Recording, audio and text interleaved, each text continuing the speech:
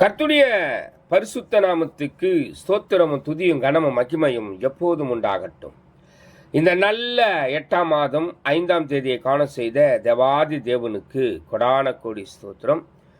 கர்த்தரின் மகிமை ஆத்துமா ஆதாயம் சுவிசேஷ ஊழியத்தின் சார்பாக இன்றைய நாளுக்கான சில நிமிட தேவ செய்தி. இனி காலம் செல்லாது, என் ஆண்டவராய் இயேசு கிறிஸ்து வரப்போகிறார். ஆயத்தமாயிருங்கள், அநேகரை ஆயத்தப்படுத்தி ஆண்டவர் பக்கமாய் திருப்புங்கள். பக்கத்துணையாய் கர்த்தர் உங்களோடு கூட இருந்து உங்களை நடத்துவார்.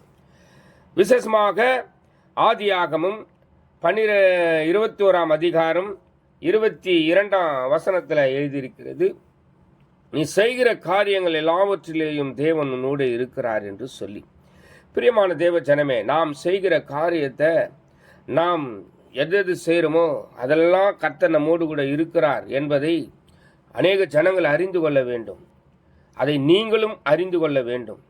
ஆக எனக்கு பிரியமான தேவ ஜனமே, கர்த்தர் எல்லாவற்றிலும் உங்களோடு கூட இருந்து பெரிய காரியங்களை செய்து கொண்டு இருக்கிறார் என்பதை உணருங்கள், அறியுங்கள். கர்த்தர் எப்போதும் உங்களோடு கூட இருப்பார். அவர் உங்களை விட்டு விலகுவதும் இல்லை, அவர் உங்களை கைவிடுவதும் இல்லை.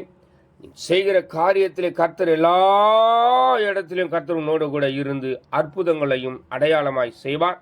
கலங்காதிருங்கள். God bless you. God bless you. Amen.